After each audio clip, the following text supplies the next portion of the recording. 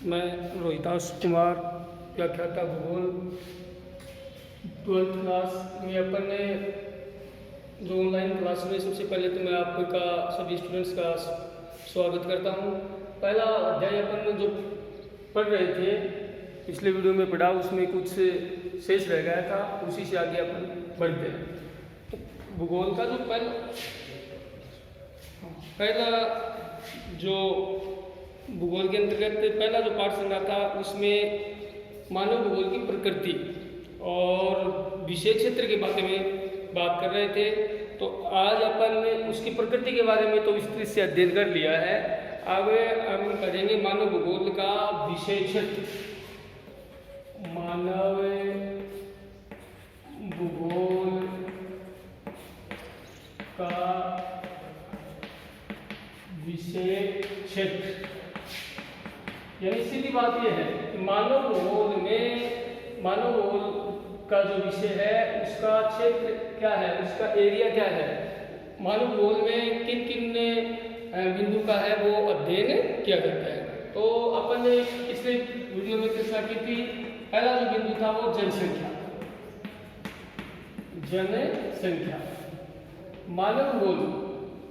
मानव भूगोल है वो जनसंख्या के बारे में हमें जो विषय सामग्री प्रस्तुत करता है, उसमें जनसंख्या का वितरण, क्षेत्र की जनसंख्या है, किसी क्षेत्र में जनसंख्या कितनी है, और जन समूह है कि उस क्षेत्र में कौन कौन सी जातियां का समूह है वो निवास करता है। तो ये सब बातें हैं वो जनसंख्या वितरण में आती है। अब देखिए, इसको समझने के लिए ये निश्चित रूप से अपन कह सकते हैं कि 2 नंबर अभी ज्योग्राफी का जो भी हमारा पेपर है वो अगले महीने में संभावना है होने जा रहा है, और उसमें से निश्चित रूप से आपको ये विषय क्षेत्र के बारे में जरूर मिलेगा। तो मैं आपको यही सुझाव देता हूँ कि इस मान लीजिए यही प्रश्न हो आ जाता है तो इसको अपन डायग्राम से अगर बनाएंगे और डायग्राम से उत्तर देंगे तो ज़्यादा बेनिफिट रहेगा, और उसमें हमें ये भी क्या हो जाएगा, नंबर है वो हासिल करने के लिए एक अच्छी कला हो जाएगी। तो ये डायग्राम है, ये जो का त्यों बना देना है। इसमें सबसे पहले जैसे नंबर 1 लगा दिया, जनसंख्या।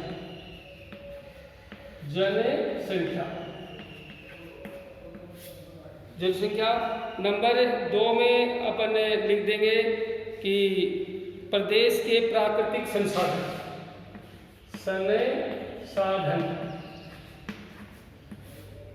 नंबर 3 कि किस क्षेत्र में कौन कौन से संसाधन हैं। सांस्कृतिक वातावरण,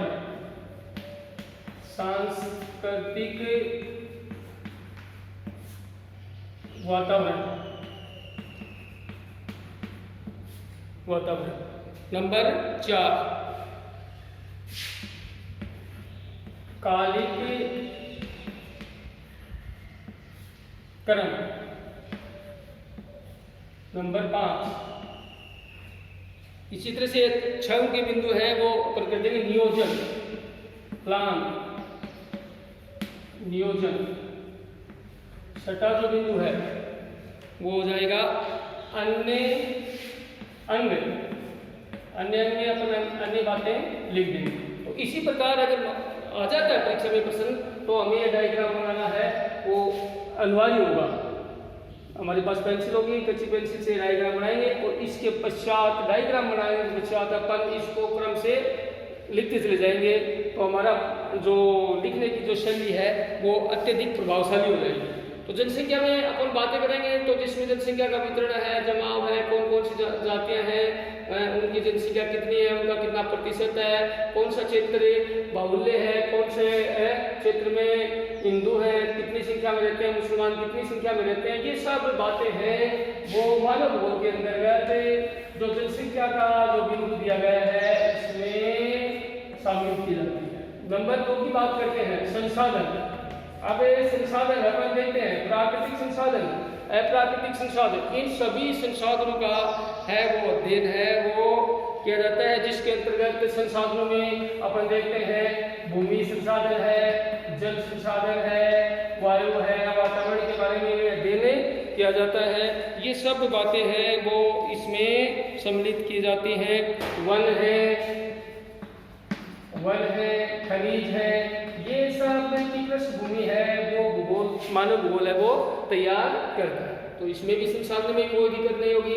इसी क्रम में अपन ने तीसरा बिंदु बढ़ते हैं सांस्कृतिक वातावरण, कि मानव है वो किस प्रकार के सांस्कृतिक वातावरण में निवास करता है और उस वातावरण का उसके ऊपर क्या प्रभाव पड़ता है। अपन ने किसी भी जाति विशेष के संदर्भ में बात ले सकते हैं, संताल जाति है, कौन है, ग्रासिया, भील, इस पर वर्तमान परिवेश और वर्तमान आधुनिक शिक्षा का क्या प्रभाव पड़ा है, ये सब बातें हैं वो सांस्कृतिक वातावरण के बिंदु में आते हैं। तो मानव भूगोल है वो किसी भी क्षेत्र के सांस्कृतिक वातावरण का अध्ययन करने में हमें बड़ा महत्वपूर्ण योगदान देता है। चौथे की बात करते हैं कालीक्रम। कालीक्रम का मतलब होता है समय अनुसार मनुष्य के अधिवास, संसाधन और रहन सहन, पहनाव और उनके जो शैली है, खान पीन की जो शैली है, उसमें समय के अनुसार क्या हो रहे हैं, परिवर्तन हो रहे हैं। आधुनिक के समय में जो जातियां पहले शिक्षा से वंचित हुआ करती थी, आज वो पढ़ लिख कर और अपने जो सांस्कृतिक वातावरण है वो किस प्रकार उसमें एक तरह से चेंजिंग हो रहा है, किस तरह से बदलाव आ रहा है, तो उसका अध्ययन है वो मानव भूगोल में एक क्रमानुसार होता है। मानव भूगोल में क्रमानुसार लिया जाता है। क्रम में अपन लिख लेंगे आदिकाल की सारी घटनाएं, ठीक है, फिर इस प्रकार बढ़ते गए, मध्यकाल आ गया और आते आते वर्तमान काल तक किस प्रकार मानव भूगोल ने क्या क्या है, सुधार किया है और अपने क्षेत्र में किस प्रकार के शोध और सर्च किए हैं, ये सब के सब बिंदु है वो मानव भूगोल के कालीक्रम में के अध्याय में बिंदु में किए जाते हैं। इसी क्रम में अपन बढ़ते हैं, पांचवा जो बिंदु होता है वो नियोजन। पांचवा जो बिंदु है वो नियोजन, प्लान, नियोजित होना, ये सब अध्ययन है। जैसे नियोजन की बात करते हैं आधुनिक संदर्भ में है, पहले प्रथम पंचवर्षीय योजना से लेकर किस तरह से उनका बजट आवंटन है, किस प्रकार लोगों की आर्थिक मदद करना है, तो मानव ने जिस प्रकार जो अपनी प्लान बनाई है और प्लान के अनुसार किसी क्षेत्र की प्रादेशिक संरचना में भी बदलाव आया है, तो प्लान और नियोजन है उसी का भी अध्ययन मानव भूगोल में किया जाता है। अन्य अंगों में अपन देख सकते हैं कि प्राचीन ज्ञान को वर्तमान ज्ञान में से जोड़कर देखा जाता है, उसमें किस प्रकार के सुधार किए जा रहे हैं। आधुनिक जो विद्वान है, भूगोलवेत्ता है, वो जलवायु, वर्षा आदि पर भी क्या कर रहे हैं, सर्वे कर रहे हैं। तो उसी सारा का सारा डेटा है वो अन्य में सम्मिलित किया जा सकता है। तो ये हो गए मानव भूगोल का क्षेत्र, मानव भूगोल के अध्ययन का क्षेत्र, जिसमें पहला बिंदु जनसंख्या, संसाधन, सांस्कृतिक वातावरण, कालक्रमिक, नियोजन और अन्य। तो इस प्रश्न को अपन एकदम सही ढंग से कर लेंगे और मैं ये कह सकता हूँ कि ये प्रश्न पूरी संभावना है अगले महीने में हमारी जो भूगोल की परीक्षा होगी, बोर्ड की परीक्षा में पक्का प्रश्न आने की पूरी संभावना है। अब इसी के साथ अपन देखते हैं मानव भूगोल का विकास। ये क्रमिक विकास है, इसी बिंदु में है, कालक्रमिक विकास है। तो मानव भूगोल है वो अपनी प्राचीन अवस्था से लेकर और वर्तमान में किस प्रकार क्या हो रहा है, लगातार गति कर रहा है, विकास कर रहा है। तो इस को भी अपन 2-4 बिंदु के माध्यम से आसानी से समझा जा सकता है। तो अगला जो बिंदु हमारा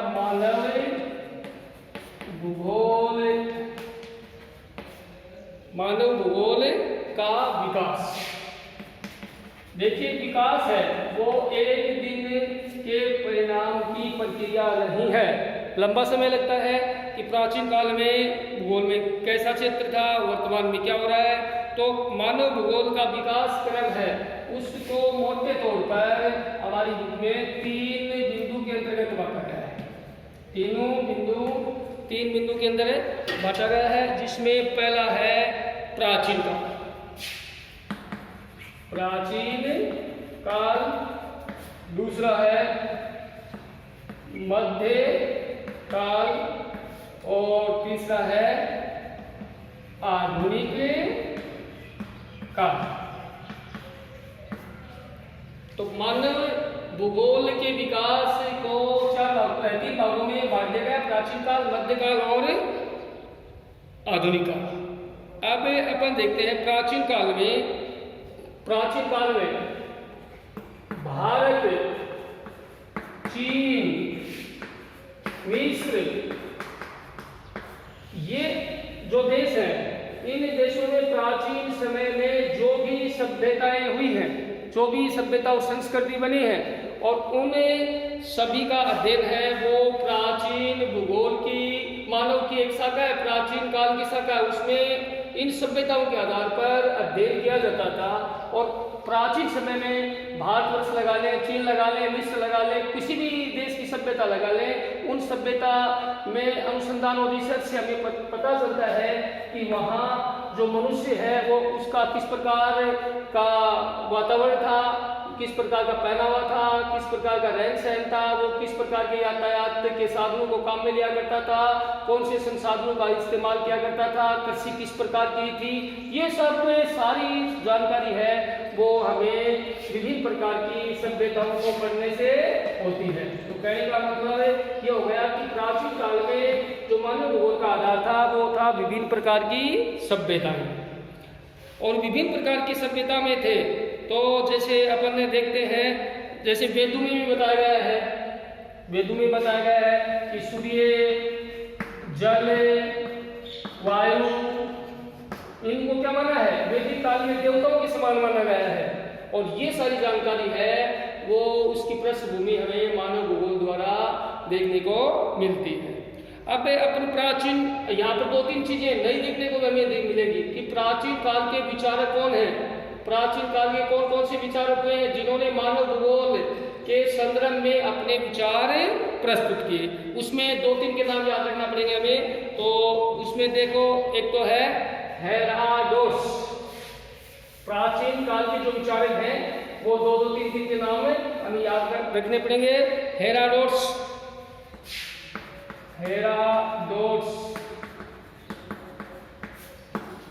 और हिकेटियस,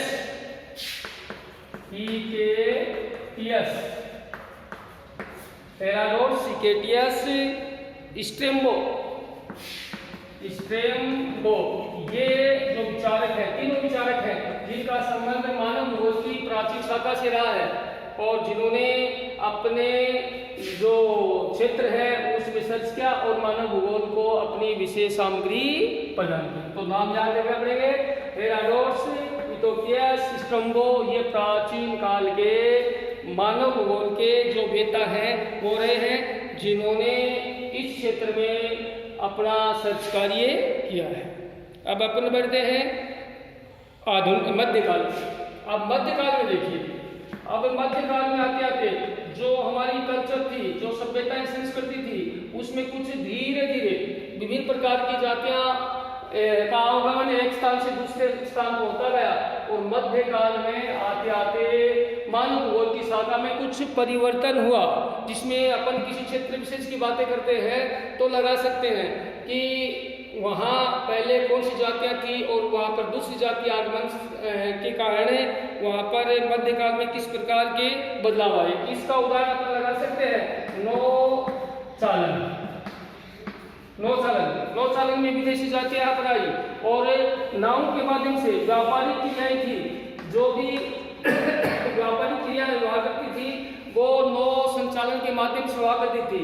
तो मध्यकाल में मानव भूगोल के अंतर्गत नौचालन की क्रिया का विकास द्रुत गति से हुआ है, क्योंकि एक जाति अपने देश को छोड़कर किसी दूसरे देश पर आक्रमण करती या आधिपत्य करती थी, तो उसको अपने विषय वस्तु जो सामग्री होती थी उसको लाने और ले जाने में नावों का संचालन उनको करना पड़ा और व्यापारिक क्षेत्र को बढ़ावा मिला। तो इसमें मध्यकाल में आ गया। अब विनिर्मित जातियां हो गई और उन जातियों के साथ विदेशिक संबंध किस प्रकार के रहे, इस सब बातों की जानकारी है वो मध्यकाल में कराई जाती है। मध्यकाल में पर भारत के संदर्भ में देखते हैं तो मध्यकाल में भारत में मुगलों का शासन हुआ और मुगल जाति आने के कारण भारतीय लोगों पर, भारतीय मनुष्य पर, उनकी कल्चर पर, यहाँ के जो संसाधन है उन पर, यहाँ के पर्यावरण पर किस प्रकार का प्रभाव पड़ा है, ये सब है वो विदेशी संबंधों में आ जाते हैं। कहने का मेरा तात्पर्य ये हो गया है कि मध्यकाल की शाखा के अंतर्गत मानव भूगोल में एक जाति का दूसरी जाति से जो संबंध है वो कहीं न कहीं प्रत्यक्ष और अप्रत्यक्ष रूप से प्रभावित कर रहा होता है।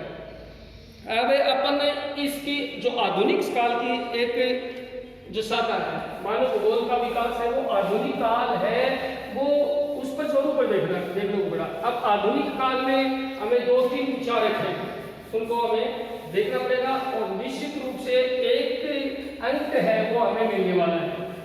अपन परीक्षा में आप लिखोगे तो निश्चित रूप से हम ये मिल जाएगा। आप देखो आधुनिक काल के विचारों को याद रखेंगे, आधुनिक काल और आधुनिक काल के जो विचारक हैं उनके नाम हमें देखने को मिलेंगे। हाँ, तो आधुनिक काल में एक जो विचारक हुए हैं वो हेम्बोल्ट, ये भूगोल नेता है हेम्बोल्ट और रेडजेल, हेम्बोल्ट और रेडजेल, ये दोनों के दोनों भूगोल नेता हैं जिनका संबंध जर्मनी देश से, हेम्बोल्ट और रेडजेल आधुनिक विचारक हैं, आधुनिक भूगोल नेता है। फिर इसी क्रम में अपन देखते हैं फ्रांस के हो गए विडाल, कल ही अपन ने चर्चा की थी, इसकी एक परिभाषा भी याद की थी, विडाल डी ब्लांस,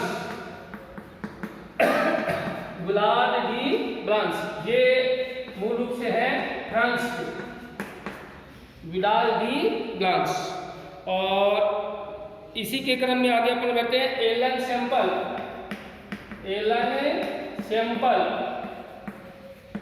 और ग्रिफ्ट टेलर,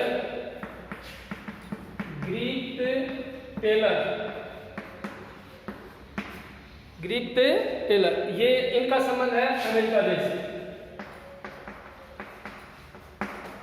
तो आधुनिक काल के जो विचारक हो गए, यानी आधुनिक काल के मानव भूगोल के जो विचारक हैं उनमें नाम है हेम्बोल्ट का, रेडजेल का, विडाल डी ब्लास का, एलन सैंपल का, ग्रिफ्ट टेलर का।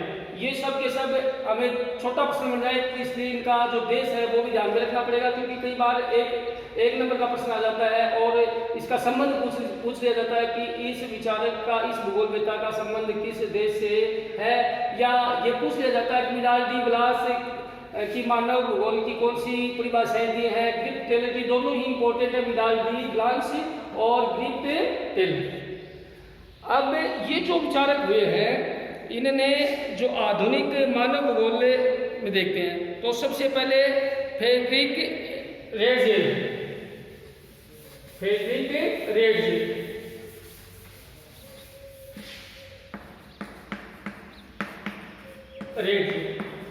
अब इसमें आप साथ साथ नोट भी करते जाओगे तो ज़्यादा आपको मिलेगा लाभ।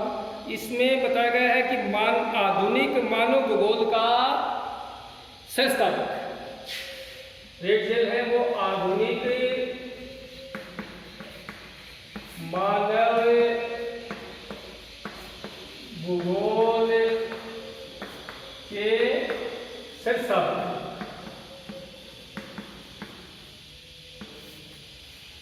ठीक है, यानी आधुनिक मानव भूगोल के संस्थापक है वो आ जाएगा रेडजेल। इसके पश्चात अपन देखते हैं 21वीं सदी में नव जो नियतवाद था, 21वीं सदी में एक वाद का उदय हुआ और उसको नाम दिया गया नव नियतिवाद। और इसी को दूसरा नाम दे दिया गया रुको और जाओ। ये भी विचारधारा है, रुको और जाओ की विचारधारा। और रुको और जाओ की विचारधारा थी, इसके जो प्रवर्तक है रुको और जाओ की विचारधारा की है प्रवर्तक है वो ग्रीक टेलर।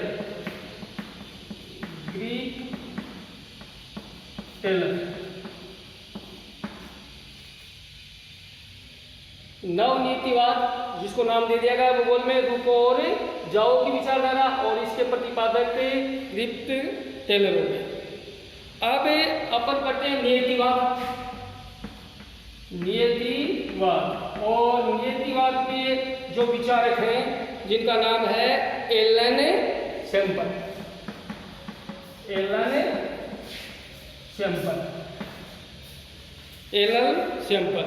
और एक आता है संभववाद, एक आता है संभव्यवाद।